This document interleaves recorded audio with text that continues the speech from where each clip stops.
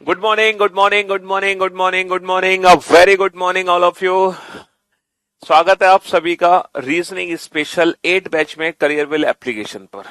Good morning Vaishali, आदेश, अमित, ऋतिक, आशुतोष, राज, निखिल, खुशी, दीपांशु, हिमांशु, दीपेंद्र, अभिराज, आलोक, प्रियंका, निधि, पारुल, मयंक, दीपिका, हिमांशु, आराधना, दिव्या, आदित्य, प्रीति, राहुल, मोहन, शिवांगी, नेहा, पवन, गौरव, आकांक्षा, दीक्षा, शुभम, आदित्य, अखिलेश, नीलेश, वैशाली, हिमांशु, हेमा, मिलन, आदर्श, पारस। स्वागत है आप सभी का इस रीजनिंग स्पेशल 8 बैच में, जिसका आज पहला दिन है और करियरविल एप्लीकेशन से आप जुड़े हुए हो। आप में से काफी सारे ऐसे स्टूडेंट होंगे जो पहली बार करियरविल एप्लीकेशन से जुड़े होंगे और कई सारे ऐसे बच्चे होंगे जो ऑलरेडी इस एप्लीकेशन से कनेक्टेड हैं, है ना। तो जो पहले से बच्चे जुड़े हुए हैं इस एप्लीकेशन से, तो उनको तो पता है कि इस ऐप पर किस तरीके से क्लासेस चलती हैं, नोट्स कैसे अपलोड होते हैं, पीडीएफ कहाँ मिलती है, हमारे जो कमेंट्स जाते हैं वो सिर्फ टीचर को दिखाई देते हैं, हमें किसी और के कमेंट नहीं दिखाई देते हैं। तो जो भी सिस्टम है इस एप्लीकेशन का पता होगा। लेकिन जो कुछ नए बच्चे हैं वो बेचारे पहला दिन होगा आज उनका, वो सोच रहे होंगे चल क्या रहा है, मेरा कमेंट मुझे ही दिखाई दे रहा है और किसी को दिख नहीं रहा, क्या मेरा कमेंट सर तक पहुंच पा रहा होगा। तो आप बिल्कुल ही निश्चिंत रहें, अगर आपके कमेंट का या आपकी बातों का सर रिप्लाई नहीं दे रहे हैं तो इट डजंट मीन कि आपका कमेंट हमें दिखाई नहीं दे रहा। जरूर दिखाई दे रहा है, क्योंकि बहुत सारे कमेंट्स, ठीक है, एक साथ बहुत सारे कमेंट्स आते हैं, तो इतने सारे कमेंट्स का एक साथ रिप्लाई करना बड़ा मुश्किल हो जाता है। लेकिन टीचर जो भी, जैसे हम जो कमेंट पढ़ते हैं ना, तो उन कमेंट्स में जो भी जेन्युइन कमेंट्स होते हैं जिनका रिप्लाई हमें लगता है कि देना चाहिए, और सिर्फ मैं नहीं, सारे टीचर वही काम करते हैं, वो जरूर आपको रिप्लाई देते हैं, है ना। जी हाँ। और थोड़ा सा हम पेशेंस बना के रखते हैं। जब हम ऑनलाइन पढ़ते हैं पहली बार, तो हमारे मन में बहुत सारे डाउट होते हैं कि पता नहीं ऑनलाइन पढ़ पाएंगे कि नहीं पढ़ पाएंगे, कैसे सर हमारे प्रश्नों का उत्तर देंगे, मुझे कोई डाउट आएगा, मैं कहीं फंस गया तो मैं कैसे सर से पूछूंगा, है। तो ये जो आपके मन में ये दुविधाएं हैं, ये जो आपके मन में भ्रम है, आप इन सारे भ्रम को दूर कर दो, इन सारे दुविधाओं को दूर कर दो। क्योंकि इस प्लेटफॉर्म पर जो भी टीचर पढ़ा रहा है उसको कई सालों का एक्सपीरियंस, बहुत टैलेंटेड टीचर है अपने आप में, है। मैं सिर्फ अपनी बात नहीं कर रहा, ठीक है। तो यहाँ पर इस प्लेटफॉर्म पर टीचर के पढ़ाने का तरीका कुछ ऐसा होता है कि वो इस तरीके से आपको पढ़ाता है कि आपके मन में कोई डाउट रह ही नहीं जाता। फिर भी अगर कोई डाउट रहता है तो आप जरूर कमेंट करेंगे, और थोड़ा सा बस पेशेंस बना के रखेंगे तो आपके सारे के सारे जो डाउट्स हैं वो खुद पर खुद अपने आप ही दूर हो जाते हैं, ठीक है। बस अगर हम थोड़ा सा रिलैक्स होकर बैठेंगे, जैसे कोई क्वेश्चन अगर आपको समझाया जा रहा है, कहीं आप फंस रहे हो, तो आप चिंता ना करें, वो क्वेश्चन 2 बार 3 बार 4 बार 5 बार फिर से रिपीट होगा। ऐसा नहीं होगा कि वो क्वेश्चन सिर्फ टीचर एक ही बार आपको बताएगा और आगे बढ़ जाएगा, आपकी बिल्कुल ये गलतफहमी होगी। तो इसीलिए आप बिल्कुल निश्चिंत होकर बैठना, क्योंकि यहाँ पर खड़े टीचर को मालूम है ना, हमें पता है कि अगर हम कोई क्वेश्चन करा रहे हैं तो ऐसा कौन सा क्वेश्चन है जिसको हमें 3 बार समझाना है, ऐसा कौन सा क्वेश्चन है जिसको हमें 4 बार समझाना है, ऐसा कौन सा क्वेश्चन है जिसको हमें एक ही बार समझाना है। क्योंकि यहाँ पर जो एक्सपीरियंस है कई सालों का, कई बच्चे आप जैसे पढ़ चुके हैं ऑलरेडी, है ना। तो मैं ये सब बातें इसलिए बता रहा हूँ क्योंकि आप में से बहुत सारे नए बच्चे होते हैं एकदम, बिल्कुल, कुछ तो 10th क्लास में ही है, कुछ 11th में ही है, कुछ 12th में ही है, कुछ ग्रेजुएशन पास आउट है ना, कुछ पुराने हैं अपने, वो तो खिलाड़ी आदमी है, उनको तो सब मालूम है ना। तो इसीलिए आप बिल्कुल चिल मारे, एकदम रिलैक्स होकर बैठे। सबसे पहले तो अपनी सिटिंग पोजीशन ले लें, है ना। जो भी बच्चा लेट के पढ़ रहा है बेटा बैठ जाए, क्योंकि लेट के पढ़ नहीं सकते हो आप। ये कोई एंटरटेनिंग वीडियो नहीं है, एंटरटेनमेंट नहीं होगा यहाँ पर कि मैं कोई कॉमेडी, स्टैंड अप कॉमेडी आपको करके दिखाऊंगा कि आप लेट कर बस देखे जा रहे हो, है ना। आपको प्रॉपर, है ना, रेस्पेक्ट करनी होगी अपनी पढ़ाई की, ठीक है। जी हाँ, बिल्कुल। भले ही आप बेटा कई बार पहले पढ़ चुके हैं, आपने रिवीजन के लिए बैच लिया है, इससे कोई फर्क नहीं पड़ता। अगर यहाँ पर आप कनेक्ट हुए हैं तो आप पहले अपनी सीटिंग पोजीशन बनाइए, है ना। हालांकि जो हमारी रीजनिंग होती है, रीजनिंग विद पीयूष वार्ष्णेय, वो विदाउट पेन एंड पेपर होती है ना। लेकिन फिर भी आपको एक पेन, एक नोटबुक लेकर बैठना है ना। और अभी आप लोगों के अंदर बहुत सारे, मतलब, कमेंट्स करने की बहुत इच्छा होती है, तो आप धर धर कमेंट किए जाते हैं। लेकिन कमेंट्स करने में ज्यादा समय बर्बाद ना करके चीजों को समझने में और नोट करने में ज्यादा विश्वास रखेंगे, ठीक है। जो बच्चे पहली बार लाइफ में पढ़ रहे हैं रीजनिंग, है ना। वो कोशिश करेंगे जो जो की पॉइंट्स हैं वो की पॉइंट्स खुद पर खुद नोट डाउन करते चले जाएं, है ना। हाँ जी। जो बच्चे पुराने हैं उनके नोट्स ऑलरेडी तैयार होंगे, हालांकि हम लोग सारे नोट्स आप लोगों को पीडीएफ फॉर्म में देते हैं। और एक चीज और, जो पीडीएफ फॉर्म में आपको नोट्स दिए जाएंगी, जो क्लास पीएनजी रेगुलर जो पढ़ाया जाएगा डिजिटल बोर्ड पे, उसकी पीडीएफ भी आपको दी जाएगी, ठीक है, डेली बेसिस पर। तो जो डेली बेसिस पर आपको रेगुलर पीडीएफ्स मिलेंगी और जो प्रैक्टिस सेट्स अपलोडेड है, जो भी कुछ नोट सेक्शन में सॉफ्ट कॉपी आपको दी गई है, गलती से भी आप उसका प्रिंट आउट मत निकालना। हाँ, लैपटॉप पर भी चला सकते हैं क्लास, बिल्कुल, है ना। करियरविल एप्लीकेशन आपका वेब खोलो, careerwell.com, वहां पर आप लॉग इन कर लो। तो ये जो ऐप है, ये जो क्लास है, वो आपकी लैपटॉप डेस्कटॉप पर भी चल जाएगी, ठीक है। हाँ जी। तो मैं आपको क्या समझा रहा था, मैं आपको समझा रहा था कि क्या बता रहा था, हाँ, जो भी नोट्स आपको मिले हैं सॉफ्ट कॉपी में, उसकी आप हार्ड कॉपी मत निकालना। गलती से भी आप उसका प्रिंट आउट मत निकालना। वो हार्ड कॉपी निकालने के लिए नोट्स आपको नहीं दिए गए हैं, वो सॉफ्ट कॉपी के लिए ही नोट्स आपको दिए गए हैं, ठीक है जी। अगर आपको हार्ड कॉपी में इंटरेस्टेड है ना, तो उसके लिए हमारी मार्केट में एक बहुत प्रसिद्ध बुक है, ठीक है, जिसके बारे में आप पहले से जानते होंगे। शायद आपने मेरे बारे में ना सुना होगा, लेकिन मेरी किताब के बारे में जरूर सुना होगा, ठीक है। हाँ, तो ये बुक है रीजनिंग विद पीयूष वार्ष्णेय, ठीक है, बहुत ही अल्टीमेट शानदार जानदार बुक है, ठीक है। हाँ जी। और ये एक ऐसी बुक है जिसमें रीजनिंग का पूरा कंटेंट आपको मिला है, ठीक है, कंप्लीट थ्योरी आपको दी गई है। उसके साथ साथ फिर आपको प्रैक्टिस क्वेश्चंस दिए गए हैं एक्सरसाइज में, और उनका फुल डिटेल एक्सप्लेनेशन के साथ सोल्यूशन भी दिया गया है, और विद ट्रिक्स के साथ सोल्यूशन दिया गया है। और इस बुक में वो सारी ट्रिक्स हैं जो मैं क्लास में सिखाता हूँ। ऐसा नहीं है कि जो मैं क्लास में आपको सिखा रहा हूँ वो इस बुक में आपको नहीं मिलेगा, हर चीज मिलेगी इस बुक के अंदर। जब आप हमसे रीजनिंग पढ़ेंगे, उसके बाद जब आप इस किताब को पढ़ेंगे ना, तो आपको ऐसी फीलिंग आएगी कि सर मेरे सामने मुझे खड़े होके पढ़ा रहे हैं। तो बहुत शिद्दत और मेहनत से ये किताब बनाई गई है, ठीक है। अगर आप कोई भी बच्चा रीजनिंग की बुक लेगा, है ना, तो सबसे पहले उस बच्चे को इस बुक को लेना पड़ेगा। अगर आपको बुक नहीं लेनी कोई भी, है ना, आप चाहते हैं कि हमें सर किसी बुक की रिक्वायरमेंट नहीं है, तो कोई दिक्कत नहीं है ना। जो भी क्लास में आपको पढ़ाया जाएगा, आप सिर्फ उतना ही कंटेंट कर लोगे, वो भी आपके लिए मोर देन सफिशिएंट होगा, ठीक है जी। जितना भी कुछ क्लास में पढ़ाया जा रहा है, ऐसा नहीं कि आपको बहुत एक्स्ट्रा और पढ़ने की जरूरत पड़ेगी। ये हम प्रॉमिस करते हैं, ये आपको वादा करते हैं आपके साथ, ठीक है। ये दावा भी करते हैं, हम चैलेंज भी करते हैं कि जो भी कुछ आपको क्लास में पढ़ाया जाता है, उससे बाहर आपके एग्जाम में कुछ भी नहीं आ सकता, है ना। कुछ भी नहीं आ सकता उससे बाहर आपके एग्जाम में, ठीक है। तो आप 100% बिलीव रखिए, जो भी कंटेंट आपको मिलेगा वो बेहतर, अपडेटेड और एकदम अप टू डेट आपके एग्जाम से रिलेटेड होगा। एक चीज और, अभी आपने न्यूज सुनी हुई थी, न्यूज सुनी होगी हाल फिलहाल में, सीईटी की, कॉमन एलिजिबिलिटी टेस्ट, है ना, एक सीईटी एग्जाम होने वाला है, तो उसमें थोड़े से चेंजेस आने वाले हैं। तो आप लोग बिल्कुल भी पैनिक ना हो, बिल्कुल भी घबराए ना। जो भी चेंजेस होंगे सीईटी में, जैसा भी होगा, जो भी सिलेबस होगा, वो हम लेकर चलेंगे, है ना। हम बिल्कुल अप टू डेट रहेंगे उससे, ठीक है जी। चलिए, तो मैं आप लोगों को बता दूं कि ये हमारा रीजनिंग स्पेशल फाउंडेशन बैच है। फाउंडेशन बैच इसलिए हम बोल रहे हैं क्योंकि इस बैच में हम बिल्कुल माइनस लेवल से स्टार्ट करते हैं, एकदम जीरो लेवल से, है ना। भले ही आपने जिंदगी में कभी रीजनिंग ना पढ़ी हो, इससे कोई फर्क ही नहीं पड़ता, हम एकदम माइनस लेवल से।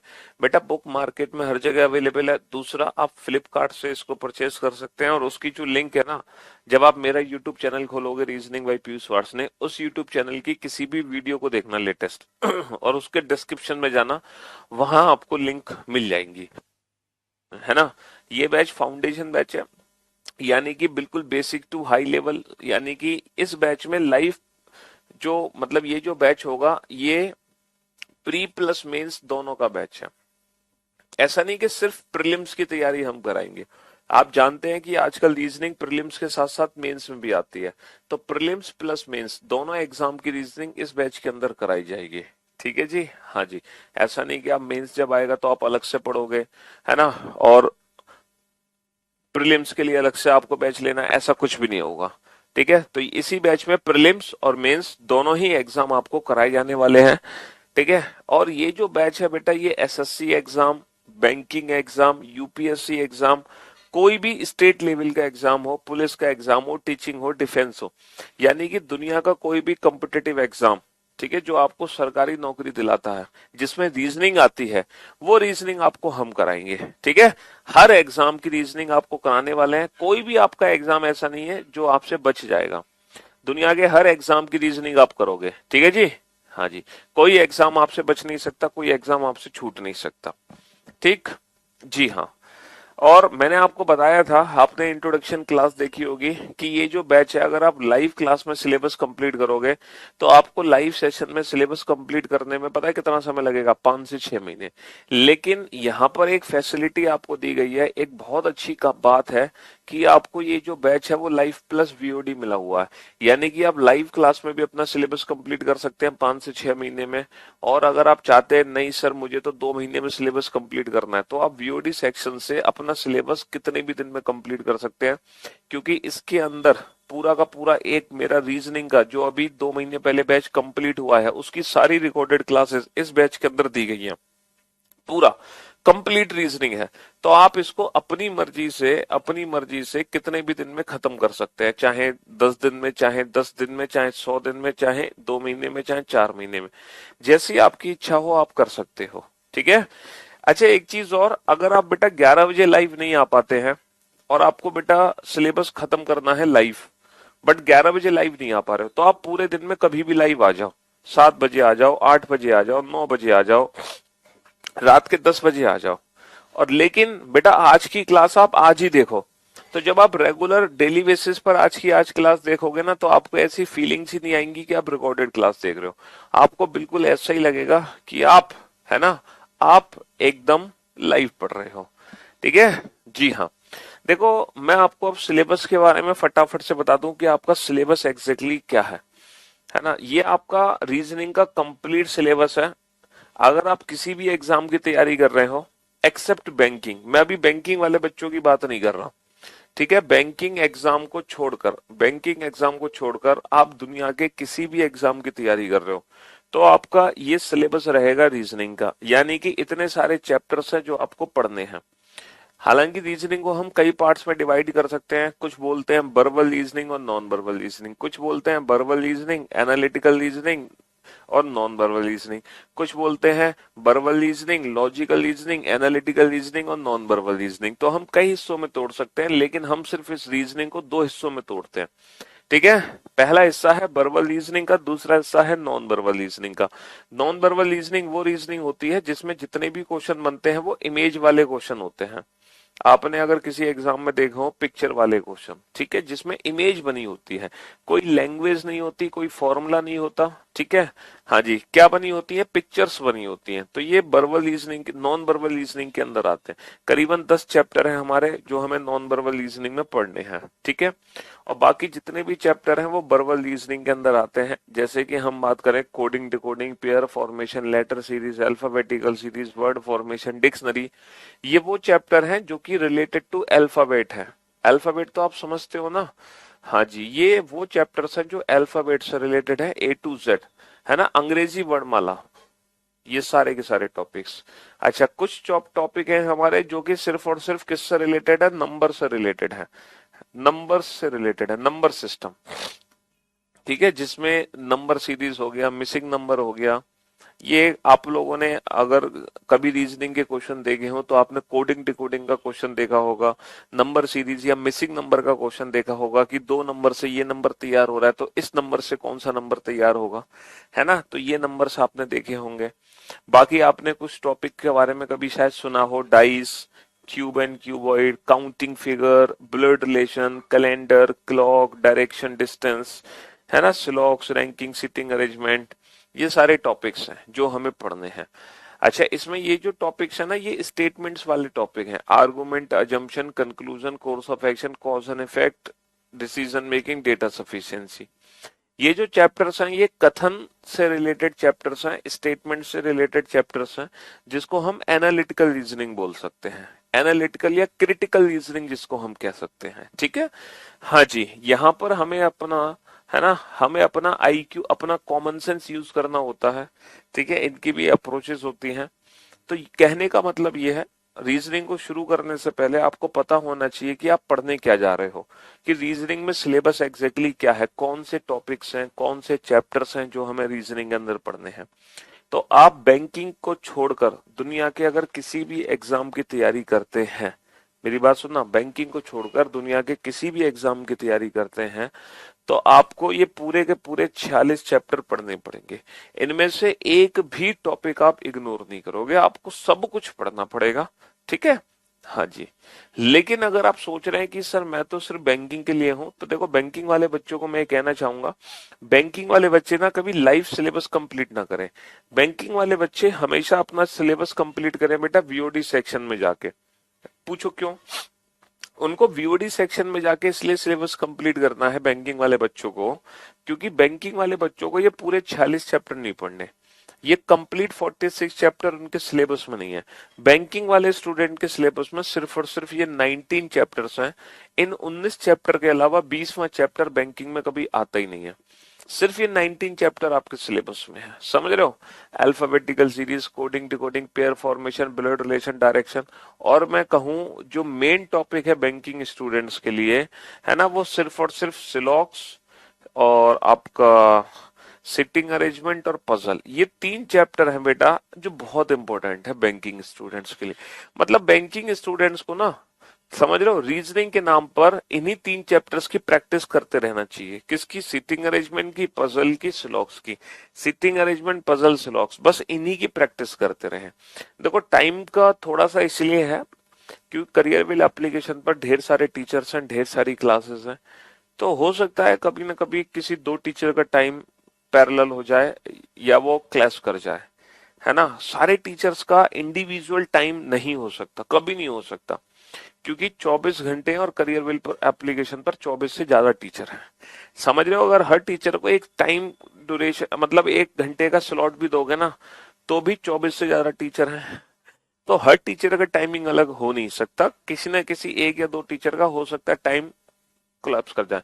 तो आपको वहां पर यही काम करना है, किसी एक क्लास को आप लाइव देख लो, दूसरी क्लास को जब आपके पास टाइम फ्री हो आप उस समय देखें, लेकिन देखें बेटा रेगुलर। अगर आप स्किप कर देंगे, हो सकता है बाद में आपका टाइम मैच करता है, सिलेबस खत्म हो जाए किसी का थोड़ा जल्दी खत्म हो जाए, किसी का बाद में खत्म हो जाए, फिर आपको दोनों क्लासेस देखने का मौका मिले। ठीक है, हाँ जी, ये टाइम इधर उधर हो तो आपको दोनों क्लासेस देखने का मौका मिले। चलिए, ये तो एक छोटी सी प्रॉब्लम है। बुक के बारे में मैंने बताया था कि एक ही बुक है मार्केट में। ठीक है, ये वाली बुक है, इसके बारे में मैं बता चुका हूँ, बाकी हम इसके बारे में और कल बताएंगे फुल डिटेल में। ठीक है, हाँ जी। तो मैं आपको बता रहा था बैंकिंग वाले बच्चों को ना इन 3 चैप्टर्स की ढेर सारी प्रैक्टिस करनी होती है, सिटिंग अरेंजमेंट, पजल और सिलॉक्स। सिटिंग अरेंजमेंट, पजल, सिलॉक्स, ये खतरनाक तरीके से हमारे एग्जाम में बैंकिंग में पूछे जाते हैं। ठीक है जी, हाँ, यूपीएससी का बिल्कुल सिलेबस कवर किया जाएगा। जो सीसेट वाले बच्चे हैं, जो civil services aptitude test, GS paper 2 जो होता है हमारा, जीएस पेपर 2, ठीक है, वो वाले बच्चों को भी ना ये सारे चैप्टर कंप्लीट करने हैं, 46 चैप्टर। मैंने बोला एक्सेप्ट बैंकिंग स्टूडेंट्स, अगर आप किसी भी एग्जाम के लिए हो तो आपको पूरे 46 चैप्टर पढ़ने हैं। और देखो मैं तो अब सजेशन ये दूंगा कि बैंकिंग वाले बच्चे भी ना ये पूरे 46 चैप्टर पढ़ लें। पूछो क्यों? क्योंकि अगर सीईटी आया नेक्स्ट ईयर, अगर अगली साल सीईटी आया तो आपको पूरा ही सिलेबस करना पड़ेगा, समझ रहे हो? तो अब हर बच्चे को पूरा चैप्टर करने हैं, हर बच्चे को।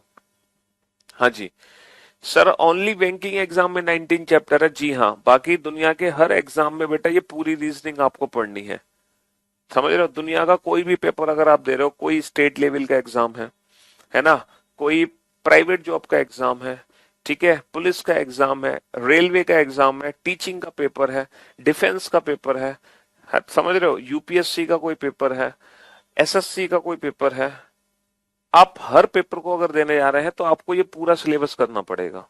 लेकिन अगर आप बैंक का पेपर देने जा रहे हो तो सिर्फ इतना पढ़ के जाना पड़ेगा और कुछ नहीं करना आपको। अच्छा, आप में से अगर कुछ बच्चे हैं, ठीक है, आप में से कुछ बच्चे ऐसे हैं, बैंकिंग में बेटा सिलेबस ही क्या कवर ना होने के पीछे, बैंकिंग में 3 चैप्टर होते हैं, सिटिंग अरेंजमेंट, पजल और सिलॉक्स। इन 3 चैप्टर की आप प्रैक्टिस करते रहो, है ना। जो इन 3 चैप्टर की क्लासेस पढ़ी हैं, आप अगर वीओडी सेक्शन में जाओगे तो करीबन 8 या 10 क्लासेस मैंने ले रखी हैं पजल की, सीटिंग अरेंजमेंट की। तो उसमें आप उन क्लासेस को देखो जिसमें हर टाइप के एक एक दो दो क्वेश्चंस की मैंने प्रैक्टिस और अप्रोच बताई हुई है। फिर आपको घर पे प्रैक्टिस करनी होती है इन क्वेश्चंस की रेगुलर। पहले आप अप्रोचेस समझो क्लासेस से, ठीक है, फिर आप जितना प्रैक्टिस घर पे करो। और रेगुलर ऐसा नहीं कि 5-5, देखो सीटिंग अरेंजमेंट पजल की प्रैक्टिस का असली तरीका ये होता है, जो बच्चे ऑलरेडी पढ़ चुके हैं उनको बता रहा हूं मैं, कि आप एक ही क्वेश्चन को 3 बार, 4 बार और 5 बार सॉल्व करो। समझ रहे हो? ऐसा नहीं कि आप एक क्वेश्चन को एक ही बार सॉल्व कर रहे हैं, तो कभी प्रैक्टिस नहीं कर पाओगे सीटिंग अरेंजमेंट की।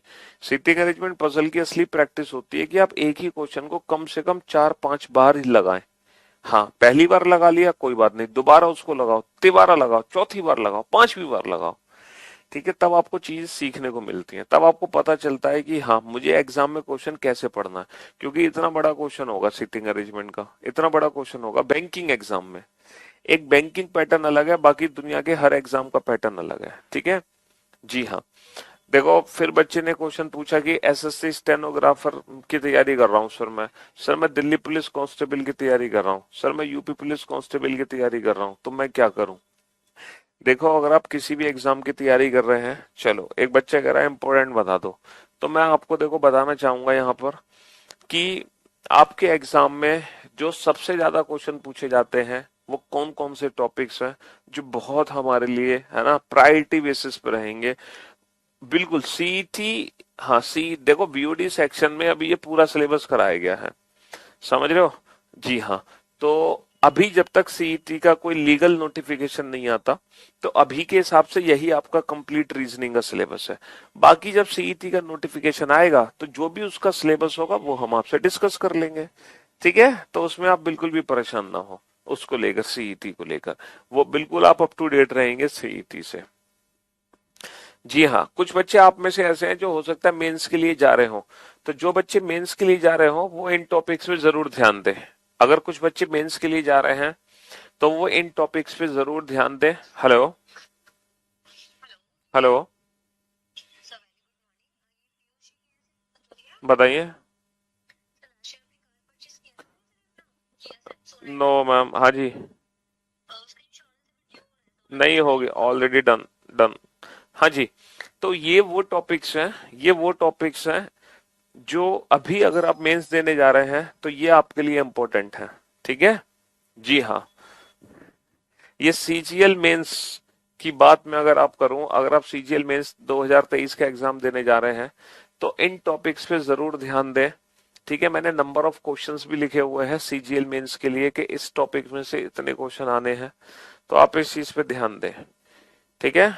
जी हाँ, तो ये सीजीएल मेंस वाले बच्चों का इस साल के लिए मैंने सिलेबस निकाला है कि जो बच्चे हैं जो इम्पोर्टेंट चैप्टर्स पढ़ना चाहते हैं वो इसमें से इम्पोर्टेंट चैप्टर्स कर सकते हैं, ठीक है। चलिए साहब, तो बहुत सारी बातें हो गई, ढेर सारी बातें हो गई, और ये इसीलिए बातें की गई हैं आज क्योंकि आपके मन में जो भी दुविधाएं होती हैं, जो भी डाउट्स होते हैं, उन सबके रिप्लाई आपको मिल जाते हैं। लेकिन कल से इतनी सारी बातें नहीं होंगी, ठीक है। अब आपको सारी बातें पता चल चुकी हैं, अब हम स्टार्ट करने जा रहे हैं रीजनिंग, ठीक है। जी हाँ, तो सबसे पहले जो हम शुरू करते हैं रीजनिंग में, ठीक है, सबसे पहले जो हम रीजनिंग में शुरू करते हैं वो अल्फाबेट वाले क्वेश्चंस हैं। क्योंकि ये जो अल्फाबेट और जो नंबर सिस्टम है ना, ये रीजनिंग का एक बहुत बड़ा पार्ट है। ये समझ लो 50% हिस्सा रीजनिंग का अल्फाबेट और नंबर है। रीजनिंग में अगर 25 क्वेश्चन है तो 10-12 क्वेश्चन आपको अल्फाबेट और नंबर से मिलेंगे, समझ रहे हो। अगर 30 क्वेश्चन आ रहे हैं तो 10 से 12 क्वेश्चन आपको कहां से मिलेंगे? सिर्फ और सिर्फ अल्फाबेट और नंबर से रिलेटेड मिलेंगे, नंबर से रिलेटेड मिलेंगे, समझ रहे हो। जी हाँ, तो अल्फाबेट और नंबर हमारे लिए बहुत इंपॉर्टेंट है। अच्छा एक बात बताओ, आपने बैच ज्वाइन क्यों किया है? आपने ये जो बैच है ये ज्वाइन क्यों किया है? रीजनिंग सीखने के लिए?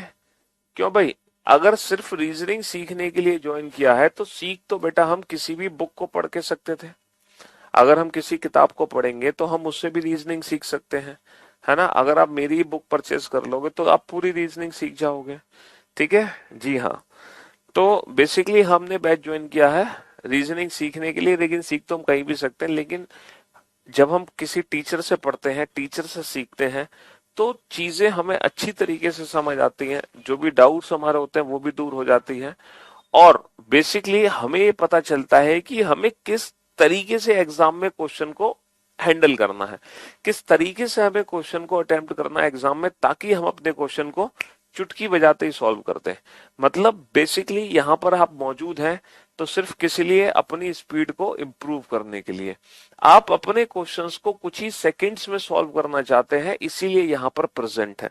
क्योंकि जब तक आप क्वेश्चंस को बेटा सेकंड्स में नहीं उड़ाओगे, है ना, जब तक आपकी स्पीड नहीं होगी, तब तक आपके सिलेक्शन की उम्मीद बहुत कम होगी। आप क्वेश्चन सॉल्व करना जानते हो, देखो मैं आपको ये बता दूं कि जितने भी कॉम्पिटिटिव एग्जाम होते हैं ना, उन एग्जाम्स का पता लेवल क्या है। जैसे सीजीएल का फॉर्म हम कब भरते हैं?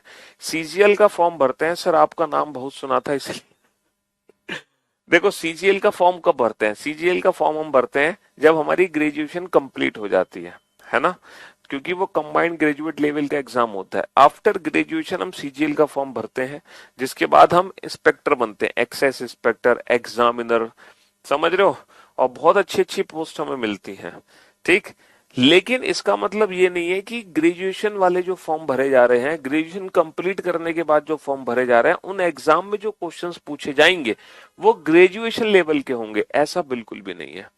दुनिया का हर पेपर, है ना, हर कॉम्पिटिटिव एग्जाम, चाहे मैं किसी भी एग्जाम की बात करूं, आपको पता है उसका लेवल क्या है? उसका लेवल होता है 10th क्लास। 10th क्लास तक जो भी कुछ हमने पढ़ा होता है, जिस लेवल के हमने क्वेश्चन किए होते हैं, वही लेवल के क्वेश्चन हमारे एग्जाम में पूछे जाते हैं।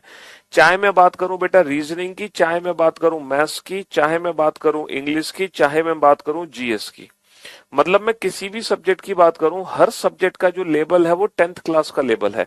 10th क्लास तक की ही मैथ्स आती है, 10th क्लास तक की ही इंग्लिश है, जीएस है और रीजनिंग है। क्यों सर, ऐसा क्यों? देखो ऐसा इसलिए है कि हम जो फॉर्म भरते हैं वो फॉर्म हर बच्चे के लिए होता है, medical student, non medical student, है ना, हर बच्चे के लिए है कि नहीं है? चाहे आपके पास साइंस साइड हो, चाहे आपके पास बायोलॉजी हो, चाहे आपके पास क्या कहते हैं कॉमर्स हो, हर बच्चा बेटा इन फॉर्म को फिल करता है, समझ रहे हो। लेकिन 10th क्लास तक हर बच्चे का सिलेबस कॉमन होता है, मतलब हर बच्चे का सिलेबस 10th क्लास तक सेम होता है। 10th क्लास के बाद हमारा सिलेबस अलग अलग हो जाता है। साइंस साइड वाले कुछ और पढ़ते हैं, आर्ट साइड वाले कुछ और पढ़ते हैं, कॉमर्स साइड वाले कुछ और पढ़ते हैं, है ना। आफ्टर 10th क्लास हमारा सिलेबस हो जाता है डिफरेंट। इसीलिए हर कॉम्पिटिटिव एग्जाम में जो भी क्वेश्चंस पूछे जाते हैं वो अप टू 10th लेवल के पूछे जाते हैं। क्यों? क्योंकि 10th लेवल तक हर बच्चे ने एक जैसी पढ़ाई करी होती है, हर बच्चे ने एक जैसा पढ़ा होता है। इसीलिए जो हमारे एग्जाम में क्वेश्चंस आते हैं, हमारे यूपीएससी में सीईटी लागू नहीं हो रहा, हमारे एग्जाम में जो क्वेश्चंस आते हैं वो बहुत बेसिक क्वेश्चंस होते हैं, बहुत बेसिक क्वेश्चंस। आप अगर एग्जाम के क्वेश्चन उठा के देखोगे ना, आपको लगेगा सर इतना आसान क्वेश्चन, इतना बेसिक क्वेश्चन। लेकिन उन बेसिक क्वेश्चन को हम अगर बेसिक मेथड से सॉल्व करेंगे, अगर बेसिक मेथड अप्लाई करेंगे उन क्वेश्चंस के लिए, तो हम जिंदगी में सिलेक्शन नहीं ले पाएंगे। हमें उन क्वेश्चंस को सॉल्व करना होता है एक बेहतरीन ट्रिक्स के साथ, एक अप्रोच के साथ, है ना, ताकि हम अपने क्वेश्चन को सेकंड्स में उड़ा दें, इवन विदाउट पेन उड़ा दें, विदाउट पेन, तब जाके हमारा सिलेक्शन होगा। तो हमें बेसिक मेथड के साथ साथ, बेसिक अप्रोचेस के साथ साथ ना ट्रिक्स और अप्रोचेस पता होनी चाहिए, जिसके लिए हम यहाँ पे मौजूद हैं। तो यहाँ पर आपको बेस्ट अप्रोच, बेस्ट ट्रिक दी जाएगी, कंसेप्ट भी समझाए जाएंगे, उसके साथ साथ tricks and approaches, then after उसकी प्रैक्टिस आपको कराई जाएगी। मैं लाइव क्लास में ही इतनी प्रैक्टिस कराता हूं कि आपको अलग से प्रैक्टिस करने की जरूरत ही ना पड़े, बिल्कुल जरूरत ना पड़े, है ना। जी हाँ, तो अल्फाबेट जो अल्फाबेट है उससे रिलेटेड जो चैप्टर्स हैं, सबसे पहले हम यही स्टार्ट करते हैं अपने हर बैच में। इसके पीछे का कारण है, ये रीजनिंग का एक बहुत बड़ा पार्ट है, एक बहुत बड़ा हिस्सा है रीजनिंग का, जिसके अंदर कई चैप्टर्स बनते हैं। सबसे जो इंपॉर्टेंट चैप्टर इसके अंदर बनता है वो बनता है कोडिंग डिकोडिंग।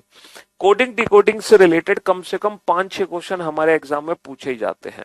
अब देखो अल्फाबेट से रिलेटेड अगर आप किसी भी क्वेश्चन को चुटकियों में सॉल्व करना चाहते हो, किसी भी क्वेश्चन को सेकंड्स में सॉल्व करना चाहते हो, तो आपको एक चीज के बारे में पता होना जरूर चाहिए, है ना। पता है क्या? आपको अल्फाबेट की जानकारी होनी चाहिए। जो अंग्रेजी वर्णमाला में अक्षर है, कितने अक्षर है बेटा? 26 अक्षर हैं। इन अक्षर की जानकारी आपको होनी चाहिए कि कौन सा अक्षर कितने स्थान पर आता है। आपको हर लेटर की पोजीशन पता होनी चाहिए, है ना।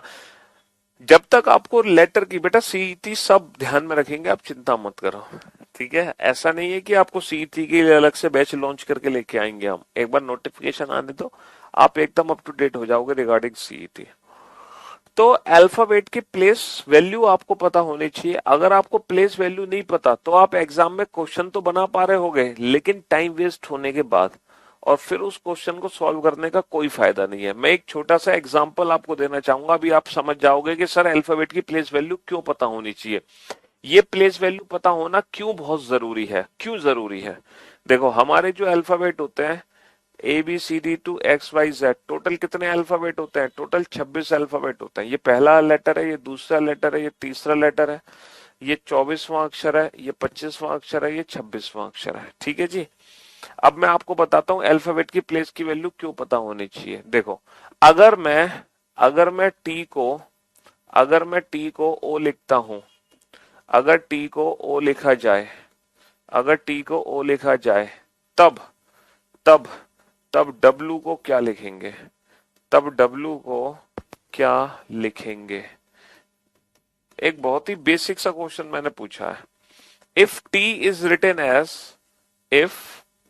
if t is if t is written as if t is written as o, then w will be written as, then w will be written as then w will be written as। अब ये एक बहुत basic सा question है ना, बहुत basic सा question है। हाँ जी, यदि t को o लिखा जाए तब w को क्या लिखेंगे? If t is written as o, then w will be written as what? अब आपको अल्फाबेट की प्लेस की वैल्यू नहीं पता, आपने सोचा मैं t को o लिख रहा हूं। सर टी को ओ लिख रहा हूं यानी कि मैं कर क्या रहा हूं? सर मैं OPQRST, यानी कि मैं इसमें कितना जोड़ रहा हूं? ओ के बाद कितना जोड़ रहा हूं? PQRST, मैं कितना जोड़ रहा हूं? मैं इसमें 5 जोड़ रहा हूं, है ना। मैं ओ में 5 जोड़ रहा हूं, यानी कि मैं टी को जब ओ में कन्वर्ट कर रहा हूं, जब मैं टी को ओ में कन्वर्ट कर रहा हूं तो मैं टी में 5 घटा रहा हूं। तो बस यही काम मुझे डब्ल्यू में करना है।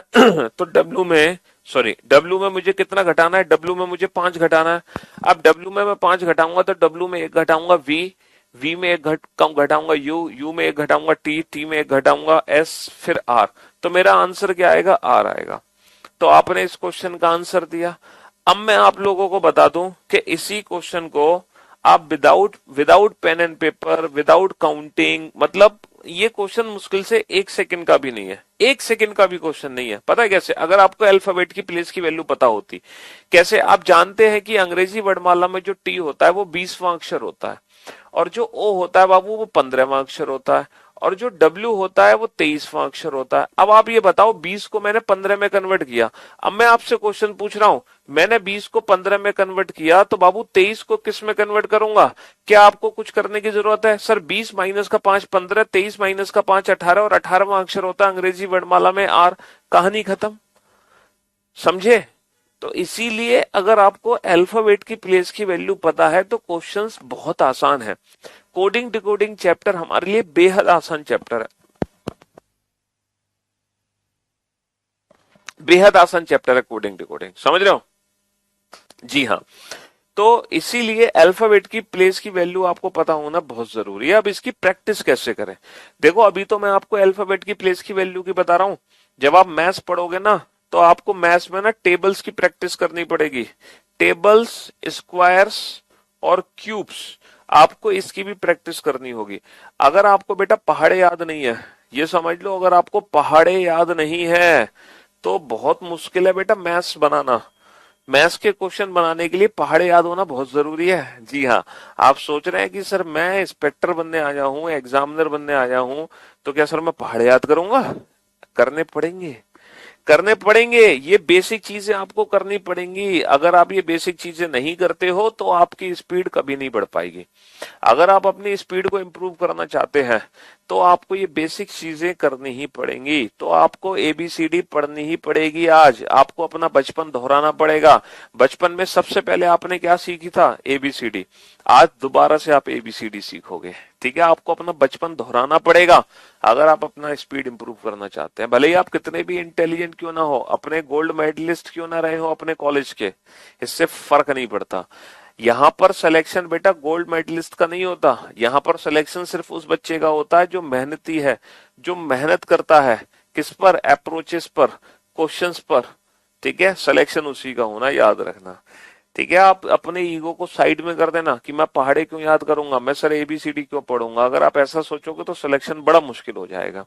तो आपको ये एबीसीडी याद करनी पड़ेंगी। आपको पता लगाना पड़ेगा कौन सा लेटर किस प्लेस पर है। याद करवाने में मैं आपकी मदद करूंगा। ठीक है, हाँ जी, याद करवाने में मैं आपकी हेल्प करूंगा कि आपको इनको याद कैसे करना है। देखो, एबीसीडी को याद कैसे करना है, इसका एक बेसिक फंडा है। ठीक है, याद देखो कुछ नहीं करना होता, हर चीज की प्रैक्टिस होती है, प्रैक्टिस। ठीक है, लर्न कुछ नहीं होता है ना। हम कहते हैं ना इसको याद कर लो, याद व्याद कुछ नहीं होता। हर चीज की क्या होती है दुनिया में? हर चीज की प्रैक्टिस होती है। प्रैक्टिस से ही सारी चीजें अपने आप लर्न हो जाती हैं। अगर आप लर्न करोगे तो कुछ नहीं होगा, प्रैक्टिस करोगे तो चीजें अपने आप लर्न हो जाएंगी। ठीक है, हाँ जी। तो मेरे दोस्त, मेरे भाई, ये ए जो है पहला लेटर है और जेड जो है 26 लेटर है। यहां से लेकर यहां तक हर लेटर की पोजीशन आपको पता होनी चाहिए। एक वर्ड होता है इजोटी, एक वर्ड होता है इजोटी। इसमें 5 लेटर हैं। आप लोग अपनी नोटबुक पे इस वर्ड को लिख लो, इजोटी को, EJOTY।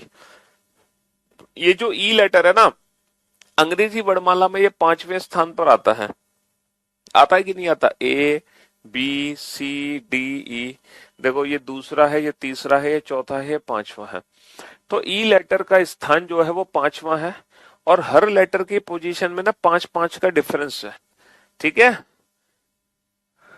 5-5 लेटर का डिफरेंस है। 5, 10, 15, 20, 25। तो अंग्रेजी वर्णमाला में ई 5वां स्थान रखता है, जे 10वां स्थान रखता है, जे 10वां स्थान, ओ 15वां स्थान, टी 20वां स्थान और वाई देखो, वाई वाई रखता है 25वां स्थान।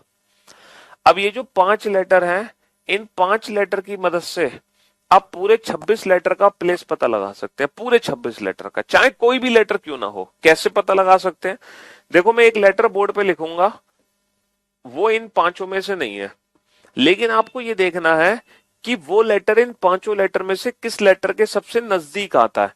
सोच कर देखो, एन लेटर किस लेटर के सबसे नजदीक आ रहा है? एन किस लेटर के सबसे नजदीक आ रहा है?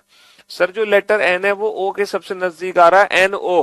अब ओ का प्लेस 15 है, तो 15 से पहले क्या आता है बाबू? 14 आता है। सोचो, वी लेटर किसके सबसे नजदीक आ रहा है? वी लेटर किसके सबसे नजदीक आ रहा है? Sir, TUV। TUV। अब टी का प्लेस 20 है, तो 20, 21, 22 है ना। इस तरीके से हम किसी भी लेटर का प्लेस आइडेंटिफाई कर सकते हैं। कुछ मैं लेटर्स बोर्ड पे लिखूंगा, आप लोग इनका प्लेस पता लगाने की कोशिश करना। ठीक है, मैं कुछ लेटर बोर्ड पे लिख रहा हूं, आप लोग इनका प्लेस पता लगाने की कोशिश करो इजोटी से। ठीक है, इजोटी से इनका प्लेस कैसे हम पता लगा सकते हैं, ये पता लगाने की कोशिश करो। ठीक है, हाँ जी, कैसे हम इन लेटर्स का प्लेस पता लगा सकते हैं, एक बार कोशिश करो, कोशिश करो एग्जॉटी से।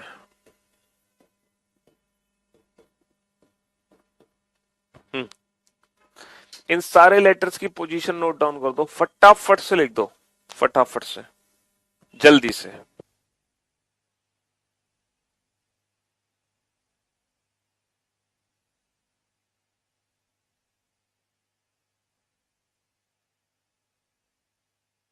हाँ जी,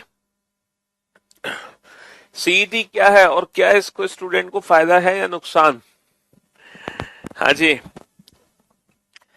जो सीईटी है उसका फायदा नुकसान तो देखो बाद में पता चलेगा, फिलहाल तो कुछ नहीं कहा जा सकता। देखो, वैसे तो सीईटी नहीं आना चाहिए तो ज्यादा बेहतर है आप लोगों के लिए, क्योंकि हर इंडिविजुअल डिपार्टमेंट अगर वैकेंसीज निकालेगा तो ज्यादा वैकेंसीज निकालेगा। हो सकता है सीईटी के नाम पर नंबर ऑफ वैकेंसीज थोड़ी सी कम हो जाए, लेकिन कहा नहीं जा सकता। समझ रहे हो, है ना। हाँ जी, हो सकता है और ज्यादा वैकेंसीज आपको मिलने लग जाए, तो अनप्रिडिक्टेबल है चीजें, सही भी हो सकती है गलत भी, बस आपको अपना सिर्फ एक फोकस रखना है, अपनी मेहनत पे ध्यान देना है फिलहाल। सिर्फ और सिर्फ आप अपनी मेहनत पे ध्यान दीजिए, बाकी सब ऊपर वाले पे छोड़िए, ऊपर वाला जो करेगा बिल्कुल सही करेगा आपके लिए, है ना। जी हाँ, तो लेटर्स के प्लेस लिखे आप लोगों ने इजोटी के रेफरेंस को बनाकर, है इजोटी को रेफरेंस बनाकर लेटर्स के प्लेस लिखे। बेटा एक्स, एक्स का प्लेस कैसे लिखा आपने, सर एक्स वाई, वाई 25 है तो एक्स का प्लेस हो गया 24। एल का प्लेस कैसे लिखा आपने, जे के एल, जे का प्लेस 10 है तो एल का प्लेस कितना हो गया 10 11 12। जी का प्लेस लिखा आपने sir E F G 5 6 7। L का प्लेस लिखा आपने जे के एल 10 11 12। क्यू का प्लेस लिखा ओपी क्यू 15 16 17। एस का प्लेस लिखा एस टी T20 S19। आई का प्लेस लिखा आई जे, जे 10 तो आई का प्लेस हो गया 9। एम का प्लेस लिखा एम एन ओ 13 14 15। आर का लिखा आर एस टी 18 19 20। जे के, जे के, जे 10 तो के का प्लेस कितना हो गया 11 हो गया। ओ पी, ओ 15 तो पी का प्लेस हो गया 16। टी यू 20, 20 के बाद कितना हो गया 21। तो देखो आज आपको क्या करना है ना, आज आपको करना पता है क्या है, मैं आप लोगों को ना एक छोटा सा होमवर्क दूंगा। 10 मिनट आप लोगों को ना इस तरीके से रैंडम प्रैक्टिस करनी है। 10 मिनट, 10 मिनट आपको रैंडम अल्फाबेट अपने माइंड में जनरेट करना है और उसका प्लेस पता लगाना, मतलब कोई भी लेटर आप अपने दिमाग में ले सकते हैं, कोई भी लेटर, और आप उसका प्लेस पता लगाएं, है ना। इजोटी की हेल्प से अपने माइंड में कोई भी रैंडम लेटर जनरेट करें। तो 10 मिनट तो आप ये प्रैक्टिस करोगे, किस पर प्रैक्टिस करोगे, प्रैक्टिस ऑन इजोटी। सिर्फ 10 मिनट की प्रैक्टिस करोगे इस पर, इस पर्टिकुलर वर्ड पर, है ना। फिर इसके बाद क्या करोगे, 10 मिनट एक आपको पैराग्राफ राइटिंग करनी है ना। 10 मिनट आपको पैराग्राफ राइटिंग करनी है, ठीक है। क्या करनी है, प्रैक्टिस ऑफ राइटिंग, राइटिंग की प्रैक्टिस करनी है, पैराग्राफ राइटिंग करनी है, आपको कुछ नहीं करना। कैसे, एक आप पैराग्राफ लोगे, एक इंग्लिश का पैराग्राफ लोगे जिसमें 5 6 लाइन होंगी, 5 6 लाइन होंगी साहब। जैसे कि वहां पे लिखा है आई एम पीयूष वार्ष्णे, ठीक है, आई एम पीयूष वार्ष्णे। ये एक फॉर एन एग्जाम्पल मैं आपको समझा रहा हूं, है ना। आई टीच रीजनिंग, ठीक है, इस तरीके से कुछ कुछ लिखा हुआ है। अब आपको ये पैराग्राफ राइटिंग करनी कैसे है, देखो आपको पता है क्या करनी है, आप हर एक लेटर के ऊपर ना उसकी प्लेस की वैल्यू लिख दो।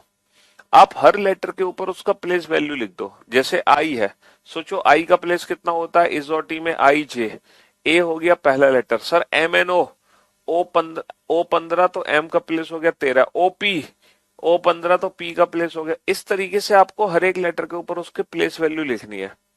तो 10 मिनट तो आपको ये पैराग्राफ राइटिंग करनी है, 10 मिनट आपको रैंडम प्रैक्टिस करनी है, ठीक है। हाँ जी, और जो मैं टॉपिक शुरू करूंगा वो अल्फाबेट की प्रैक्टिस के लिए टॉपिक शुरू होगा। जो भी टॉपिक शुरू करेगा, मैं जो भी टॉपिक शुरू करूंगा वो अल्फाबेट की प्लेस की प्रैक्टिस पे ही होगा। सर मैं रीजनिंग स्पेशल 84 का स्टूडेंट हूँ, सीईटी आने से रीजनिंग में कोई बदलाव तो नहीं होगा। देखो जहां तक उम्मीद है कोई बदलाव नहीं होगा, अगर होगा भी बदलाव तो मैं ये प्रॉमिस करता हूं कि आपको दोबारा बैच नहीं लेना पड़ेगा, ठीक है। उसके लिए आप हमारे यूट्यूब चैनल से टच में रहिए, तो जो भी बदलाव होगा हम अपने यूट्यूब चैनल पे आके वो आपको करा देंगे, ठीक जी।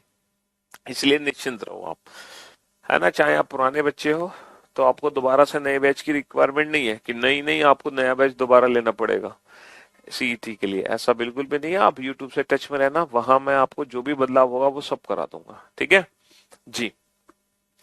तो आपको 10 मिनट की प्रैक्टिस यहाँ करनी है, 10 मिनट की प्रैक्टिस यहाँ करनी है, और फिर जो हम टॉपिक शुरू करेंगे उसके बाद आप अल्फाबेट की प्लेस की प्रैक्टिस शानदार हो जाएगी। फिर आपको जिंदगी में कुछ करने की जरूरत नहीं है। आपके लिए अल्फाबेट मतलब याद नहीं करने, फिर इनकी जो वैल्यू है ना वो प्रिंट हो जाएंगी आपके दिमाग में। हालांकि देखो कुछ ऐसे लेटर्स हैं, अगर मैं उन लेटर्स को ध्यान से देखूं ना, reasoning by Piyush Varshney, YouTube channel का नाम रीजनिंग बाय पीयूष वार्ष्णे, अगर मैं उन लेटर्स को ध्यान से देखूं तो उनकी जो प्लेस वैल्यू है वो उनके अंदर ही छिपी हुई होती है। देखो जी लेटर को ध्यान से देखो, जी के अंदर क्या छिपा हुआ है, जी के अंदर क्या छिपा हुआ है, जी को ध्यान से देखो सर, जी के अंदर 7 छुपा हुआ है। एच आपको किसकी शेप दे रहा है ये बताओ, देखना एच आपको किसकी शेप दे रहा है, सर एच हमें शेप दे रहा है 8 की। आई के अंदर क्या छुपा हुआ है बेटा, आई, आई किसकी शेप दे रहा है आपको, आई शेप दे रहा है 9 की, है ना, आई किसकी शेप दे रहा है, 9 की शेप दे रहा है। ये देखो एम, एम का मतलब होता है 3। अब 3 से क्या बनता है सर, 3 से 13 बनता है और 23 बनता है, 3 से 13 बनता है और 23 बनता है, तो एम बेटा 23 तो नहीं है 13 है। अच्छा डब्ल्यू भी 3 है, डब्ल्यू भी 3 है, तो इस 3 से क्या बनेगा, इस 3 से बन जाएगा 23, इस 3 से बन जाएगा 23। अच्छा पी क्या है, पी लगभग 6 का उल्टा है ना, 6 का उल्टा है, पी 6 का उल्टा है। तो बेटा 6 का उल्टा क्या कर सकते हैं हम, 6 का उल्टा मतलब 6 से क्या बनेगा, है पी क्या है, पी किसकी शेप दे रहा है, 6 की शेप दे रहा है, 6, समझो ये 6 है एक तरीके से। और 6 से क्या बनेगा, 6 और 16 26, 26 है नहीं, 6 है नहीं, तो ये 16 में चला गया। आप जानते हो T20 2020 मैच होता है, T20 मैच, तो T20 मैच होता है ना, T20 मैच होता है, Kings 11 Punjab, Kings 11 Punjab, Kings 11 Punjab. तो कुछ ऐसे लेटर्स हैं जिनके प्लेस उनके अंदर ही छुपे हुए हैं। अगर मैं उन लेटर्स को ध्यान से देखूं, G7 H8 I9 M13 W23 P16 T20 K11 Kings 11 T20, है ना, जी हाँ। तो बाकी जो मैं हम चैप्टर शुरू करेंगे अल्फाबेटिकल सीरीज, देखो हम जो टॉपिक शुरू करेंगे उस टॉपिक का नाम होगा, सबसे पहला जो चैप्टर हम रीजनिंग में स्टार्ट करने जा रहे हैं उस टॉपिक का नाम है अल्फाबेटिकल सीरीज। और अल्फाबेटिकल सीरीज चैप्टर को शुरू करने का मुख्य कारण ही है कि हमें अल्फाबेट के प्लेस की प्रैक्टिस बहुत अच्छे से हो जाए, है ना। हम ये जो टॉपिक शुरू करने जा रहे हैं अल्फाबेटिकल सीरीज, वो इसीलिए ताकि जब हम कोडिंग डिकोडिंग चैप्टर को पढ़ें तो उन कोडिंग डिकोडिंग चैप्टर को हम बड़े प्यार से सॉल्व कर सकें, ठीक है, हाँ जी।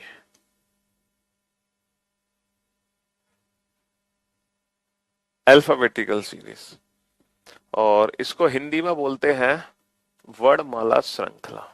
क्या बोलते हैं अल्फाबेटिकल सीरीज को, अल्फाबेटिकल सीरीज को बोलते हैं वर्णमाला श्रृंखला, वर्णमाला श्रृंखला, ठीक है। कई टाइप्स की सीरीज है जो हमें इस चैप्टर के अंदर पढ़नी है। जब ये चैप्टर पहले पूछा जाता था तो सिर्फ एक ही सीरीज से रिलेटेड एग्जाम में क्वेश्चन बनते थे, जो कि थी हमारी normal alphabetical series this one. लेकिन धीरे धीरे एग्जाम में बदलाव होते चले गए, क्वेश्चन पैटर्न बदलते चले गए, है ना, नए पैटर्न आते चले गए, तो धीरे धीरे सीरीज में भी बदलाव होता चला गया। फिर एग्जामिनर ना क्वेश्चन को घुमा फिरा के पूछने लगा, वो सीरीज को उल्टा करके पूछने लगा, सीरीज को पलट दिया, है ना, और रिवर्स अल्फाबेटिकल सीरीज से रिलेटेड उसने क्वेश्चन पूछना शुरू किया। फिर उसने थोड़ा सा और बदलाव किया है ना, आधे लेटर उसने गायब कर दिए, आधे लेटर गायब कर दिए, सिर्फ और सिर्फ इवन अल्फाबेटिकल सीरीज से रिलेटेड क्वेश्चन पूछने लगा। फिर दूसरे आधे लेटर गायब कर दिए और ऑड अल्फाबेटिकल सीरीज से रिलेटेड क्वेश्चन पूछने लगा, ठीक है। फिर उसने क्या किया, फर्स्ट हाफ को उल्टा लिख दिया, सेकंड हाफ को उल्टा लिख दिया, है ना, नई नई सीरीज बनती चली गई। फिर क्या किया, सिर्फ फर्स्ट हाफ को ही उल्टा किया, ठीक है, और फिर क्या किया, सिर्फ और सिर्फ सेकंड हाफ को ही उसने उल्टा किया, लाइक दिस, हाँ जी। और एक क्वेश्चन हमारा आया alpha numeric series, alpha numeric series, ठीक है। और इसके बाद क्वेश्चन हमारा बना मिसलेनियस सीरीज से रिलेटेड, मिसलेनियस यानी कि मिक्स्ड क्वेश्चंस, कुछ हम क्वेश्चन पूछेंगे मिक्स्ड यानी कि बिल्कुल नए क्वेश्चंस। तो हमें इस चैप्टर में ना, हमें इस चैप्टर में ये सारी सीरीज कवर करनी है, और यकीन मानो ये सारी सीरीज हम पढ़ेंगे विदाउट पेन एंड पेपर। ना तो मैं पेन का यूज करूंगा, ना मैं पेपर का यूज करूंगा, और हर सीरीज को विदाउट पेन एंड पेपर खत्म कराऊंगा, हर सीरीज को, ठीक है। चाहे कोई भी क्वेश्चन आ जाए, आप हर क्वेश्चन को without pen and paper solve कर सकते हैं, ठीक। और इस चैप्टर को जैसे ही आप कंप्लीट कर लोगे ना, और करने के बाद अल्फाबेट के प्लेस की प्रैक्टिस शानदार तरीके से हो जाएगी। ठीक है, बहुत शानदार तरीके से। अब इनसे रिलेटेड एग्जाम में क्वेश्चन किस तरीके से पूछे जाते हैं जरा वो देखते हैं। क्वेश्चन बनता किस प्रकार है, एग्जाम में पूछने का तरीका क्या होगा और हमें उस क्वेश्चन का आंसर कैसे देना होगा। पहले हम क्वेश्चन को समझेंगे बिल्कुल बेसिक मेथड से और फिर उसके बाद हम उस क्वेश्चन की सीखेंगे ट्रिक। पहले ट्रिक नहीं सीखेंगे, पहले हम उसको बेसिक मेथड से समझेंगे, बाद में उसकी ट्रिक सीखेंगे। तो एक क्वेश्चन आपके सामने आएगा, आप उस क्वेश्चन को पढ़ना और देखना कि ये क्वेश्चन एग्जैक्टली लिखा क्या है। पहली बार रीजनिंग पढ़ रहे हैं तो क्या दिक्कत है, कोई परेशानी थोड़ी है, सभी पहली बार पढ़ रहे हैं। हम इसी तरीके से पढ़ा रहे हैं। 5वीं सीरीज में M2A और Z2, हाँ ये गलत लिख दिया, Z2 सॉरी Z2N है, Z2N सेकेंड हाफ को रिवर्स लिखा है, Z2N। चलिए अब इस पहले क्वेश्चन को पढ़ो, इसकी लैंग्वेज को समझो और इस पहले क्वेश्चन का आंसर ना आप पूरी की पूरी सीरीज लिख कर दो। आप पूरी सीरीज लिखकर आंसर दो, ABCD GHKLMN ... XYZ। एक काम करते हैं और थोड़ा सा छोटा लिख देता हूं मैं, ABCDEFGHIJKLMNOPQRSTUVWXYZ। अब सही है। अब आप क्वेश्चन को सॉल्व करो।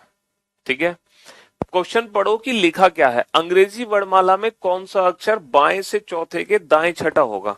आप जानते हो अंग्रेजी वर्णमाला कौन सी होती है? सर यही है अंग्रेजी वर्णमाला जो मैंने लिखी है। ये अंग्रेजी वर्णमाला का हो गया लेफ्ट हैंड और ये अंग्रेजी वर्णमाला का हो गया राइट हैंड। ठीक है, अगर मैं पूछूं बाएं से तो ये हो गया अंग्रेजी वर्णमाला का बायां छोर और ये हो गया अंग्रेजी वर्णमाला का दायां छोर। चलिए पहले हम इस क्वेश्चन को बिल्कुल बेसिक मेथड से समझेंगे, एकदम बेसिक मेथड से। अंग्रेजी वर्णमाला में कौन सा अक्षर बाएं से चौथे के दाएं छठा होगा? बाएं से चौथे के दाएं छठा। तो ये बताओ बायां क्या है? सर ये रहा। बाएं से चौथा क्या है? अंग्रेजी वर्णमाला में कौन सा अक्षर? कौन सा अक्षर? कोई एक अक्षर हमें पता लगाना है। ठीक है, बाएं से चौथा। तो बाएं से चौथा, चलो बेटा बाएं से चौथा, पहला दूसरा तीसरा चौथा, ये रहा बाएं से चौथा। बाएं से चौथे के दाएं छठा, इसके भी दाएं छठे जाओ भाई साहब, इसके दाएं छठे जाओ। बाएं से चौथा काउंट कर लिया, इसका दाया, इसका दाया। देखो किसी भी लेटर का जो बाया और दाया होगा ना वो हमारे अकॉर्डिंग होगा। जो हमारा बाया वो इसका बाया, जो हमारा दाया वो इसका दाया। बाया दाया हमारे अकॉर्डिंग। तो बाएं से चौथे के दाएं छठा, इसके दाएं छठा जाओ तो इसका दाया इधर होगा। तो 1 2 3 4 5 6, तो ये हमारे क्वेश्चन का फाइनल आंसर आ गया। देखो क्वेश्चन क्या पूछा जा रहा था? क्वेश्चन पूछा जा रहा था बाएं से चौथे। तो बाएं से चौथा, पहला दूसरा तीसरा चौथा। बाएं से चौथे के दाएं छठा, पहला दूसरा तीसरा चौथा पांचवा छठा। तो हमारा आंसर आ गया जे। अच्छा, इस क्वेश्चन को इंग्लिश में कैसे रीड करेंगे? Which letter will be 6 to the right of? 6 to the right of किसके? 6 टू द राइट, किसके 6 to the right? Fourth from the left hand. किसके 6 to the right? Fourth from the left hand. 9th नहीं बेटा 10th आएगा। Fourth from the left hand. तो पहले हम count करेंगे fourth from the left hand. Fourth from the left hand क्या होगा? Fourth from the left hand होगा डी। देन आफ्टर इसके 6 टू द राइट आएंगे। इसका राइट पे इधर होगा 1 2 3 4 5 6। फिर इसके 6 टू द राइट आएंगे तो हमारा आंसर क्या आ जाएगा? जे आंसर आ जाएगा बेटा। 9th नहीं 10th होगा। ठीक है, अब ये तो बिल्कुल बेसिक मेथड है, एकदम बेसिक। लेकिन इस क्वेश्चन को हम एग्जाम में इस मेथड से नहीं कर सकते क्योंकि ये तो बहुत लेंथी मेथड है। हमें इतना टाइम तो है नहीं पेपर में हमारे पास। अब इसी क्वेश्चन को हम सेकंड्स में कैसे सॉल्व करेंगे, अब जरा ध्यान से सुनना। अच्छा, जब भी इस टाइप का क्वेश्चन हमारे एग्जाम में आएगा तो जैसे कि पहली पोजीशन है बेटा बाया, दूसरी पोजीशन है दाया, तो क्या ये जरूरी है कि हर बार पहली पोजीशन बाएं और दूसरी पोजीशन दाएं होगी? ये बताओ, क्या ये जरूरी है हर बार पहली पोजीशन बाएं और दूसरी पोजीशन दाएं होगी? ये भी तो हो सकता है दोनों पोजीशन बाएं हो, दोनों पोजीशन दाएं हो, ये भी तो हो सकता है दोनों पोजीशन दाएं हो। और सर ये भी हो सकता है पहली पोजीशन तो बाएं हो और दूसरी पोजीशन दाएं हो। और ये भी हो सकता है सर पहली पोजीशन दाएं हो और दूसरी पोजीशन बाएं हो। तो कितने कॉम्बिनेशन बन सकते हैं? 4 कॉम्बिनेशन बन सकते हैं। कितने कॉम्बिनेशन बन सकते हैं? 4, है ना। दोनों पोजीशन बाएं हो सकती है, दोनों दाएं हो सकती है, एक बायां दायां या दाएं बाएं। इंग्लिश में पढ़े बेटा, इंग्लिश में भी 4 कॉम्बिनेशन है। हो सकता है दोनों पोजीशन लेफ्ट हैंड से हो सकता है दोनों ही पोजीशन राइट हैंड से हो सकता है लेफ्ट राइट हो सकता है राइट लेफ्ट हो। अब आपको एक बड़ा छोटा सा काम करना है, पता है क्या? अगर आपकी दोनों पोजीशन सेम है, अगर आपकी दोनों पोजीशन सेम है, तो ये जो नंबर्स है ना, ये नंबर्स, इसमें से इसको घटा देंगे हम। क्या निकाल देंगे? अगर दोनों पोजीशन सेम है तो हम डिफरेंस निकाल देंगे, डिफरेंस। अगर हमारी दोनों पोजीशन सेम है तो बेटा हम करेंगे माइनस। और इफ इन केस अगर हमारी दोनों पोजीशन डिफरेंट है तो हम दोनों नंबर को जोड़ देंगे। अगर हमारी दोनों पोजीशन डिफरेंट है तो हम दोनों नंबर को जोड़ देंगे। क्या करना है बाबू? क्या करना है? अगर पोजीशन सेम है तो हम कर देंगे माइनस, और पोजीशन डिफरेंट है तो हम कर देंगे प्लस। क्या करना है? सेम आने पर माइनस, डिफरेंट आने पर प्लस। सेम आने पर माइनस, डिफरेंट आने पर प्लस। क्या करना है? सेम आने पर माइनस, डिफरेंट आने पर प्लस। नोट डाउन कर लेना इसको, सेम आने पर माइनस, डिफरेंट आने पर प्लस। अब जैसे इसी क्वेश्चन को अगर मैं बिना सीरीज लेके सॉल्व करता तो कैसे करता? यहां पर ये बताओ, यहां पर दोनों पोजीशन क्या है? सर यहाँ पे दोनों पोजीशन डिफरेंट है, तो डिफरेंट आने पर क्या करना है? डिफरेंट आने पर प्लस करना है। ठीक है, 4 और 6 10, तो हमारा आंसर होगा 10वां अक्षर। अब बात यह है, ये जो 10वां अक्षर है, ये आंसर कहां से होगा? क्योंकि अंग्रेजी वर्णमाला में 10वां अक्षर बेटा आगे से भी पूछ सकते हैं, वो पीछे भी से भी पूछ सकते हैं। तो हमें कैसे पता चलेगा ये 10वां अक्षर कहां से काउंट करना, बाएं से या दाएं से? तो देखो, जब हम क्वेश्चन को पढ़ेंगे, जब हम क्वेश्चन को पढ़ेंगे तो पढ़ते टाइम बेटा हिंदी में जब हम पढ़ रहे हैं तो हिंदी में हमारी जो पोजीशन पहले लिखी है, आंसर भी उसी छोर से होगा। जैसे हिंदी में लिखा है बाएं से, तो आंसर बेटा बाएं से 10वां है। और याद करो इस और टी को 10वां अक्षर कौन सा होता है? J10। देखो अभी आपने ना प्रैक्टिस नहीं करी है, तो आज आप इस और टी को याद रखना। जब कल आप वो होमवर्क करके आओगे ना, 20 मिनट का जो होमवर्क मैंने दिया है आपको, उसके बाद आपको इजोटी को भी याद रखने की जरूरत नहीं है। तो 10वां अक्षर क्या होता है? 10वां अक्षर होता है बाएं से जे। जो हमने प्रैक्टिस करी है ना इजोटी की बेटा, वो बाएं से ही प्रैक्टिस करी है। समझ लो, जो भी लेटर्स मैंने आपको डिस्कस किए हैं वो पोजीशन लेफ्ट हैंड से ही है। अच्छा, इंग्लिश वाले बच्चे क्या करेंगे? अच्छा मुझे एक बात बताओ, हिंदी में जो पोजीशन आगे है, इंग्लिश में वही पोजीशन बाद में है। तो अगर हिंदी वाले बच्चे आगे वाली पोजीशन से आंसर दे रहे हैं तो इंग्लिश वाले बच्चे आंसर देंगे बेटा लास्ट वाली पोजीशन से। इंग्लिश में जो भी लास्ट में लिखा है आंसर उसी पोजीशन से होगा, लेफ्ट हैंड, तो आंसर होगा लेफ्ट से 10th, लेफ्ट से 10th। हिंदी और इंग्लिश में बस ये फर्क है कि हिंदी वाले बच्चे आंसर देंगे आगे वाली पोजीशन से। जैसे आगे बायां दिया है तो आंसर होगा बाएं से, आगे दायां दिया है तो आंसर होगा दाएं से। समझ रहे हो? आगे बायां दिया है तो आंसर होगा बाएं से, और आगे दिया है दायां तो आंसर होगा दाएं से।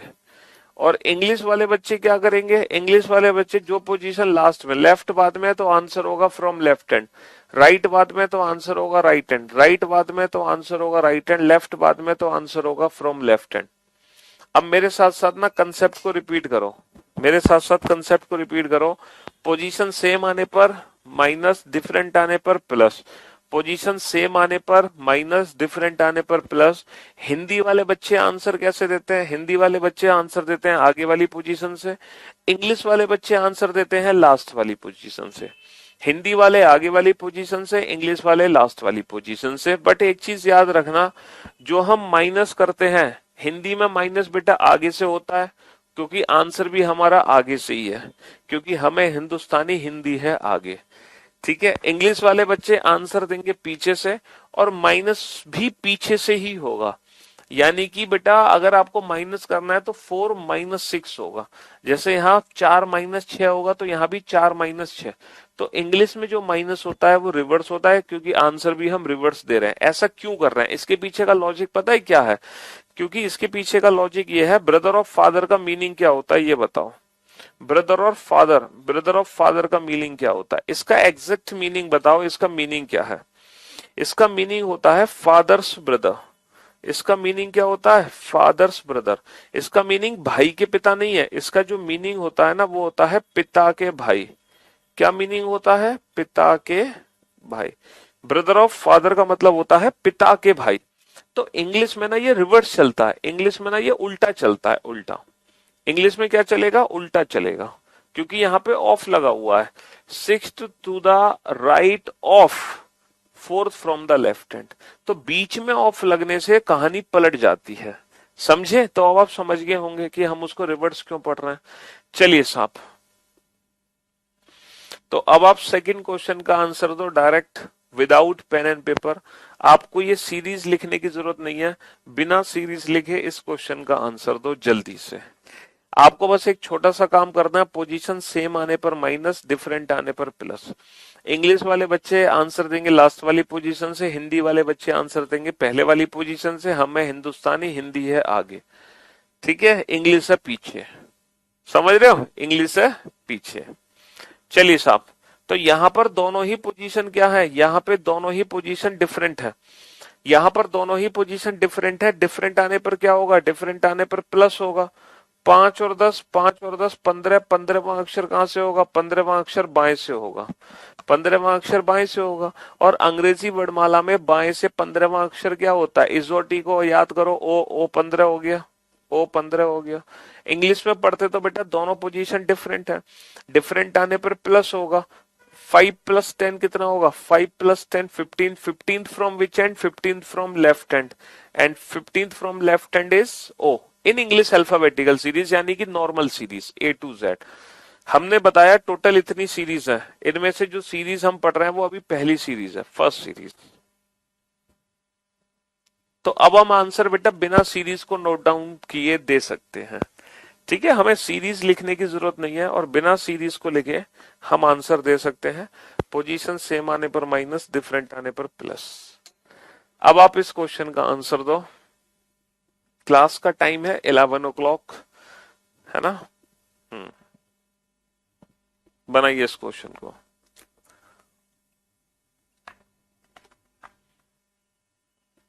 फटाफट से, जल्दी से, दोनों क्वेश्चन का आंसर दो। पोजीशन सेम आने पर माइनस, डिफरेंट आने पर प्लस। इंग्लिश वाले बच्चे लास्ट वाली पोजीशन से आंसर, हिंदी वाले बच्चे पहले। सीटी आने पर क्या यही सारा चैप्टर रहेगा या फिर कोई नया चैप्टर? देखो अभी तक तो यही सिलेबस है, जिस दिन कोई नया चैप्टर इंक्लूड होगा, नई चीज इंक्लूड होगी, वो हम आपको कराएंगे। बट अभी तक यही सिलेबस है, अभी तक सिलेबस में कोई बदलाव नहीं है, ठीक है? जल्दी से आंसर दो फटाफट से, दोनों क्वेश्चन का आंसर एक साथ। बहुत सारे बच्चे आंसर दे रहे हैं, विशाल, सोनू, शुभम, उत्कर्ष, सचिन, मोहम्मद, आकृति, मुकेश, राहुल, पवन, उमाशंकर, अंश, प्रिंस, पारस, अभय, शुभम, राजपाल, गौरी, सुजाता, सुभाग्या, सेजल, धीरज, अंश, आरिफ, मुस्कान, अतीश, अभिषेक, दीपिका, पारुल, मयंक, ज्योति, आकांक्षा, ऋतु। बहुत बढ़िया, वेल डन, गुड जॉब, बेहतरीन जॉब। तो भाई साहब यहाँ पर दोनों ही पोजीशन क्या है सर? यहाँ पे दोनों ही पोजीशन सेम है। सेम आने पर माइनस 15 माइनस का 5 10, 10वां अक्षर कहां से? बाएं से। भैया पोजीशन सेम है, सेम आने पर माइनस 15 माइनस का 5 10, 10th from which and? 10th from left hand. और लेफ्ट से 10th क्या होता है भैया? 10वां अक्षर क्या होता है? जे, इजोटी, जे 10वां अक्षर हो गया। भाई अंग्रेजी वर्णमाला में बाएं से 10वां अक्षर क्या होगा? बाएं से 10वां अक्षर, ये 10वां अक्षर होता है जे। चलिए नेक्स्ट, अंग्रेजी वर्णमाला में कौन सा अक्षर बाएं से 17वें के बाएं 7वां होगा? ठीक है, अंग्रेजी वर्णमाला में, यानी कि काउंटिंग हमें करनी है in English alphabetical series A to Z में। दोनों पोजीशन क्या है? दोनों पोजीशन सेम है, सेम आने पर माइनस करेंगे, 17 माइनस का 7 10, 10वां अक्षर कहां से होगा? बाएं से, है ना? दोनों पोजीशन सेम है, सेम आने पर माइनस करेंगे, 17 माइनस का 7, रिवर्स कर रहे हैं माइनस, 17 माइनस का 7 10, 10th from which and? Left hand, left hand से 10th लेटर। अंग्रेजी वर्णमाला का 10वां अक्षर क्या होता है? 10वां अक्षर again J, J is the right answer. तो दोनों ही क्वेश्चन का आंसर आ गया जे, ठीक है? कोई डाउट? कोई डाउट नहीं। चलिए next to question. Which letter will be 6 to the left of 5th from the right hand in English alphabetical series? अभी भी काउंटिंग हमें इंग्लिश अल्फाबेटिकल सीरीज में करनी है। Which letter will be 5th to the right of 15 from the right hand in English alphabetical series? अभी भी counting हमें English alphabetical series में करनी है। जिसका ये लेफ्ट हैंड होता है और ये होता है हमारा राइट हैंड, ठीक है। जिसका ये बायां छोर होता है ना, जब हम काउंटिंग करेंगे बाएं से तो यहां से, अगर मैं काउंटिंग करूंगा दाएं से तो मैं काउंटिंग करूंगा यहां से, ठीक है जी। हाँ जी, चलिए।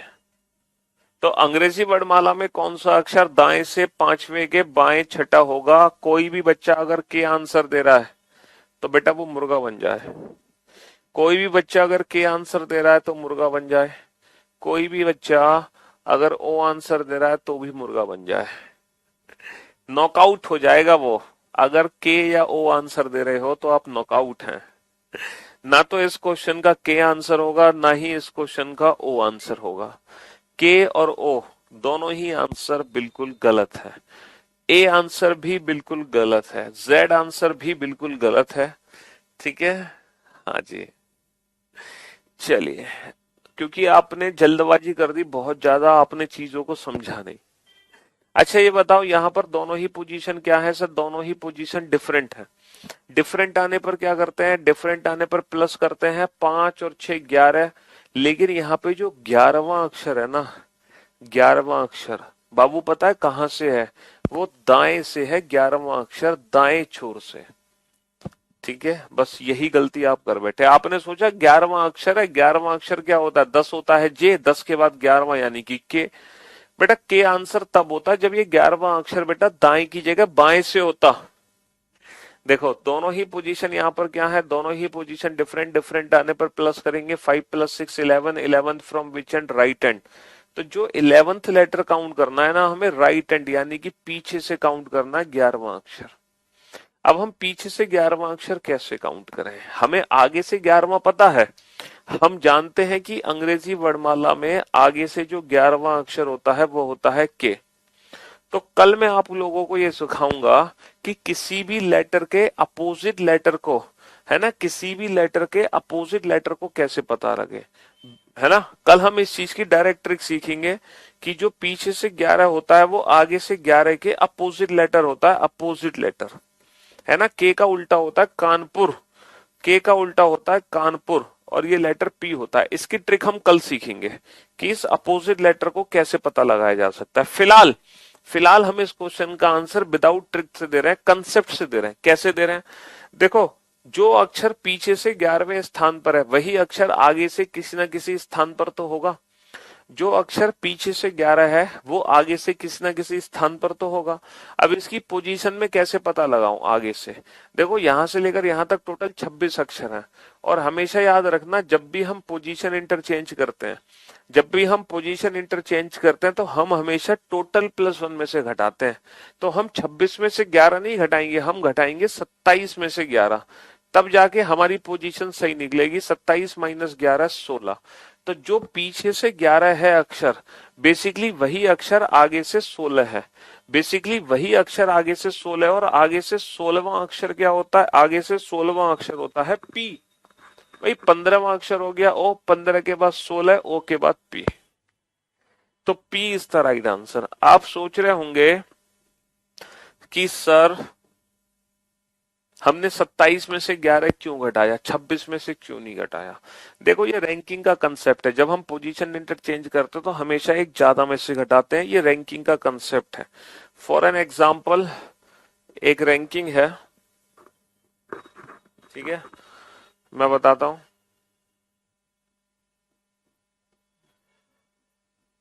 एक पंक्ति है जिसमें कई सारे लोग खड़े हैं, ठीक है, कई सारे लोग खड़े हैं। ये पंक्ति का लेफ्ट हैंड है, ये पंक्ति का राइट हैंड है, ठीक है। ये कौन है? ये है ये राम है, राम। आप मुझे बता सकते हो कि कुल पंक्ति में कितने लोग हैं? 1 2 3 4 5 6 7 8 9 10 11 12 13। कुल पंक्ति में 13 लोग हैं। क्या आप मुझे बता सकते हो राम का पीछे से स्थान क्या है?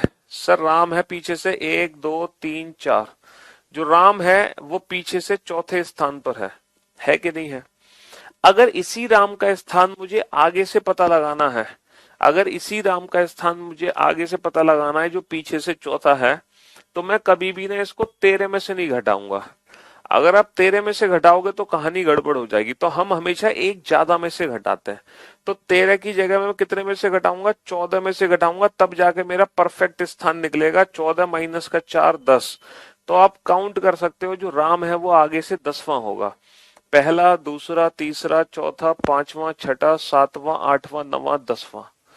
तो यही राम है ना, पीछे से चौथा है, और यही राम आगे से 10वां है। लेकिन कुल व्यक्तियों की संख्या 14 नहीं है, कुल व्यक्तियों की संख्या 13 है, 13। तो क्योंकि जब हम पोजीशन इंटरचेंज करते हैं तो हम एक ज्यादा में से घटाते हैं, ये रैंकिंग का कंसेप्ट है, समझ रहे हो? क्योंकि टोटल वैल्यू कितनी होगी? टोटल वैल्यू होगी left plus right, left plus right -1, क्योंकि राम तो 2 बार काउंट हो गया। और यहां से लेफ्ट की पोजीशन निकालोगे तो कैसे निकलेगी? -1 जब इधर जाएगा तो टोटल +1 माइनस का राइट। तो हम पोजीशन इंटरचेंज करने के लिए हमेशा एक ज्यादा में से घटाते हैं। जैसे टोटल 26 लेटर हैं, तो हम जब घटाएंगे ना, तो 26 की जगह हम 27 में से घटाएंगे। 26 की जगह हम कितने में से घटाएंगे? 27 में से घटाएंगे, 27 में से। लेफ्ट को राइट में बदलने के लिए, राइट को लेफ्ट में बदलने के लिए हम हमेशा टोटल +1 में से घटाते हैं। तो आगे से याद रखना, अगर मान लो किसी लेटर का प्लेस आपको राइट हैंड से पता चल गया, इसी लेटर की पोजीशन मुझे लेफ्ट हैंड से पता लगानी है, तो मैं एक ज्यादा में से घटा दूंगा। तो टोटल 26 लेटर थे, तो हमने 27 में से माइनस कर दिया। जैसे ये क्वेश्चन आपने कई बार रैंकिंग में भी पढ़ा होगा कि एक क्लास में 50 स्टूडेंट्स हैं। मोना मोना बेटा 10वें स्थान पर है, तो what is the rank of Mona from bottom? तो मोना का इस क्लास में नीचे से क्या स्थान होगा, ये बताओ। मोना का क्लास में नीचे से क्या स्थान होगा? तो क्या मैं 50 में से 10 को घटा दूं? है? क्या मैं 50 में से 10 को माइनस कर दूं? नहीं सर, मैं आपके घर के पास ही रहता हूं, अलीगढ़ में। अच्छा जी, गुड। फिलहाल तो हम दिल्ली में हैं, और क्लासेस भी दिल्ली से ही होती हैं। अलीगढ़ में घर जरूर है हमारा। हाँ जी। तो पोजीशन इंटरचेंज करने के लिए मैं कितने में से घटाऊंगा? मैं 50 में से नहीं घटाऊंगा, मैं घटाऊंगा 51 में से, एक ज्यादा में से। तो पोजीशन इंटरचेंज करने के लिए हम हमेशा एक ज्यादा में से घटाएंगे, समझ रहे हो? तो मोना बेटा क्लास में 41 प्लेस पर होगी, नीचे से 41 प्लेस पर। तो वही चीज मैंने आपको समझाई। अगर आपको अपोजिट लेटर्स के बारे में नहीं पता, हालांकि मैं कल आपको सिखाऊंगा अपोजिट लेटर क्या होते हैं, फिलहाल आप आंसर कैसे दोगे? पोजीशन को लेफ्ट हैंड में कन्वर्ट करके। चलिए अब आप इस क्वेश्चन का आंसर दो फटाफट से। यहां पर दोनों ही पोजीशन क्या है? दोनों ही पोजीशन सेम है, दोनों ही पोजीशन सेम है। सेम आने पर क्या करोगे? सेम आने पर माइनस करोगे। 15 माइनस का 5 10, और 10वां अक्षर कहां से होगा? दाएं से, है ना? दोनों पोजीशन सेम है, सेम आने पर माइनस। 15 माइनस का 5 10, 10th from which and 10th from right hand. अब राइट हैंड से 10th लेटर कैसे पता लगाओगे? तो बेटा इसका प्लेस लेफ्ट हैंड से पता कर लो। अब लेफ्ट हैंड से कितना है, कितने में से घटाओगे इसको? 26 में से या 27 में से? 27 माइनस का 10 17। तो बेसिकली ये अंग्रेजी वर्णमाला का 17वां अक्षर है, और 17वां अक्षर 17th लेटर क्या होता है? 15 होता है। ओ 15 16 17 OP Q, Q is the right answer. तो हम जे आंसर ना देके जे के अपोजिट लेटर आंसर देंगे। हम जे आंसर ना देके जे के अपोजिट लेटर आंसर देंगे, जे के अपोजिट। चलिए साहब, क्वेश्चन नंबर, हाँ जी, दोनों ही पोजीशन क्या है? दोनों ही पोजीशन सेम है, दोनों ही पोजीशन सेम है। सेम आने पर क्या करोगे? सेम आने पर माइनस करोगे। 20 माइनस का 5, 20 माइनस का 5 15, और 15वां अक्षर कहां से होगा? 15वां अक्षर होगा दाएं से, है ना? दोनों ही पोजीशन क्या है? दोनों ही पोजीशन सेम है। सेम आने पर -20 माइनस का 5 15, 15th from which and right hand, 15th from which end, 15th from which and right hand. तो यहां से 15वां अक्षर पता लगा लो, 15th from which and right hand. तो कैसे पता लगाओगे? इसकी पोजीशन कहाँ कन्वर्ट कर ले? लेफ्ट हैंड में। कितने में से घटाकर? 27 माइनस का 15 यानी कि 12th। आगे से 12वां अक्षर है, 10 11 12 JKL। 10 11 12 JKL। L is the right answer. बहुत बढ़िया, शाबाश।